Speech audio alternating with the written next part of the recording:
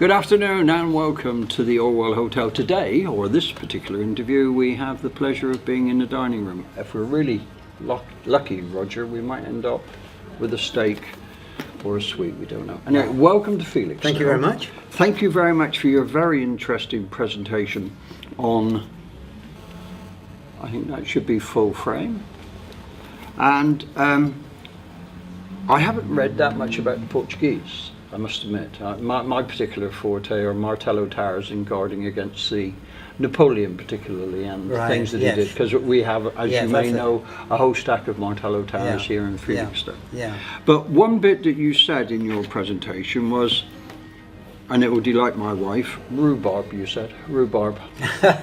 So where does it come from? Well, rhubarb comes from South China, and the Portuguese imported rhubarb, and it appears that they had a reasonable, not just obviously rhubarb wouldn't survive the journey from South China to Europe in the 16th century, but imported seeds. Seeds of it, yes. Oh, right. So they were great movers of foodstuffs around the world. We were sort of rhubarb-less. We were a rhubarb-free world until. God. So what did we do for regularity? Well, I'm not quite sure what we did before that. I think it was a bit tougher all round. It must have been. Yes, so to speak. Only it's a superb.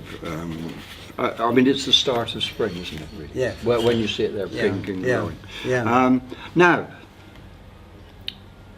you seem to say that, in your view, the Portuguese, if we look at Europeans, were the first nation to effectively bypass Islam, in that it was able to go outside of North Africa and get around and find a way to the Orient without having to go through Africa or even Asia, really, I suppose. Yes, I mean, part of the desire to sail around Africa was to escape. Islam had a pretty good hold on the Mediterranean. Yeah. And everything that the Portuguese wanted, you had to pay. or Europeans wanted, the spices, foodstuffs, pearls, silk from China, and so on. Right.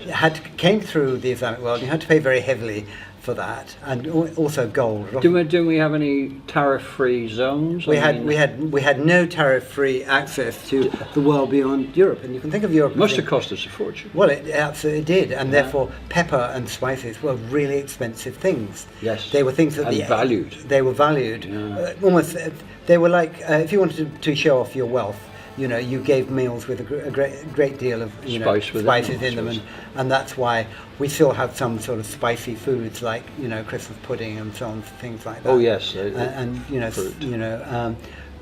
anything with that kind of thing on it, and you had to pay very heavily to get it, and therefore they were luxury, the food of the rich. So really, this bit about tariff barriers and have existed from time immemorial. Well, it has. I mean, because if we could get them down, we could get more people working, we could be more productive and have a better world. Well, this is the kind of thing that you think, isn't it? Well, I would think. I think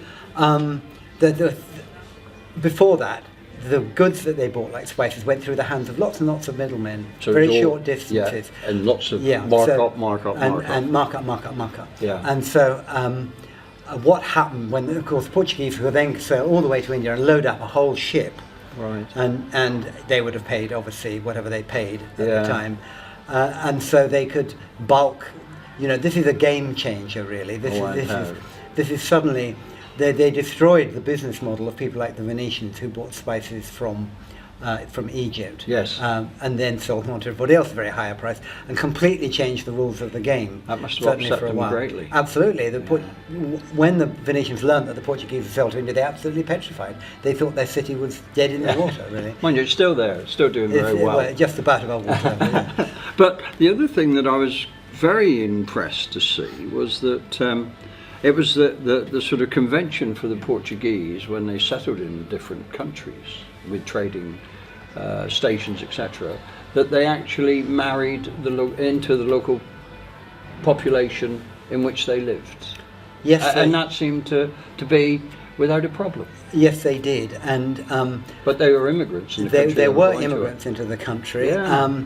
They did this really because there weren't very many Portuguese. They wanted to build communities. Oh, right. Women, on the whole, did not go out from Portugal. No. They did later on, but not to begin with. Uh-huh. And there was also sort of a slightly religious conversion in this as well. But they were always been very open-minded, I think, about Portugal's position on the edge of Europe. Yes. Anybody going from the Mediterranean to Northern Europe or to Northern Europe or back again would have stopped off in somewhere like Lisbon. So they had quite a lot of experience. They had a lot of being open to the world, really. Yes, they did. And open to other peoples.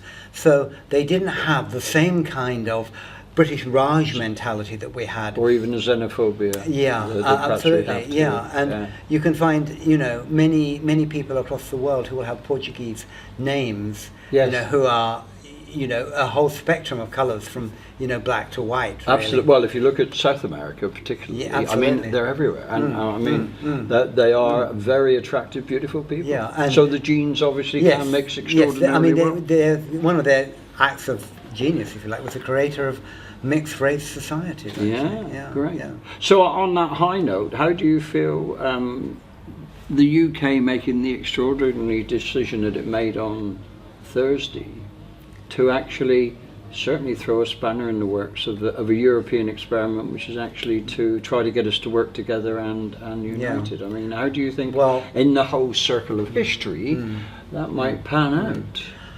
I have no idea how it's going to pan out. I regarded it with a certain amount of dismay. I think that my feeling is that the direst predictions of either side won't happen. Probably won't be quite as bad as they will. I think that possibly the ability to stop immigration by the Brexit coup, if you could call it that, is possibly limited, really. Very, I think we're trying to find simple solutions to a very complicated problem, aren't we? And it's been working in train for 70 years, and we're having to reverse it. I mean, all of my lifetime, virtually. I was born in 45, and when I was a young man, Europe was divided, military dictatorships, and we're now in a situation of 28 free, sovereign, democratic countries which were joined together, which were working to a common end with difficulties. Yes. But now we seem to have said we're going to go off with our ball and play alone. It is an extraordinary thing, really. It is. And in a way, referenda are very crude tools.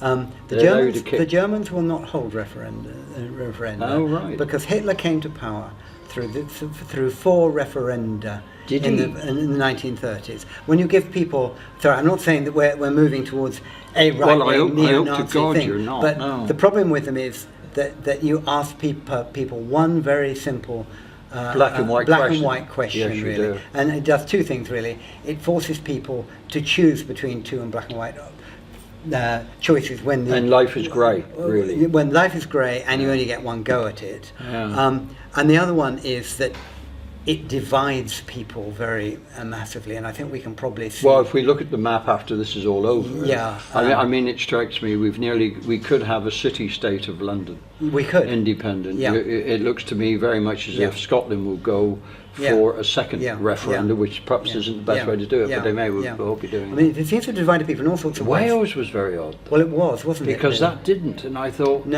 when you look at the amount of help they've had, out of the year, it seems. So I don't know what was happening in Wales. No, it's complicated. I mean, I think people are answering a question that they weren't asked, really, in relation to feeling disempowered by things or the austerity thing. Right. And it's divided people in all sorts of ways. I mean, because young people voted for, and they could say yet again, the people of my generation and older, I was born in 1951, have sold us down the river, really. Pretty much.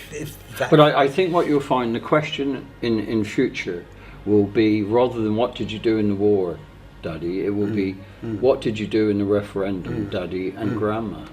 won't it? And they'll want to know. Yes, absolutely. And I think, how much bitterness this is going to cause within our own society, and how much blame there's going to be, particularly I think there'll be some blame. Particularly if the Scots peel off. Yes. That'd be awful. Yes, it could well happen. Then all sorts of, but nobody. It's like hitting one. The opening shot in a game of billiards or something. When you We've got a long way to go. And the billiards balls go all over the. Yes, they do. And nobody knows. This could break up the EU as a constituent body. Other people could vote out. We could. Alternatively, the EU could play very hardball with us, and the consequences are unknowable. They really, are. and I think that's what's so weird about it. It is. And so long term, it's. Well, thank you, Roger, for an historian's view on what is something that's exercised in the nation as well as everywhere else. And hopefully you'll live long enough to write a book to reflect on where it ended up. I hope so. Well, maybe, I mean, we're being told, and I don't believe it for a minute, that something we put together in, 43 years, we're going to unpick between 27 partners and ourselves within 2 years. I personally don't see that happening. No. At all. It's an immense task. Absolute chaos. We've got so many people who are not of passport holders of whatever we might call the UK in here, and I know. this is a most extraordinary moment. Walk around at this hotel and see the people that are actually looking after people very, very well. And I actually noticed two things at Felixstowe. One was the people in the hotel, and also earwigging down the street, and hearing a great deal of Polish, I think. Oh yes, we got a fair number of Polish, and they contribute greatly. And other languages that probably that I couldn't pick up. But we do have some folk here who say my town's changed forever, and I've lived here for 41 years, and I probably changed it because I brought a West Country accent here. Sorry, the town has changed. Yeah, absolutely. No, we have a claim by some that it's changed. Yeah, it hasn't. It's, Anyway, on that high bit of high news, thank you very much for viewing Felixstowe from a distance. Come and see us sometime. Okay, thank you very much, Felixstowe.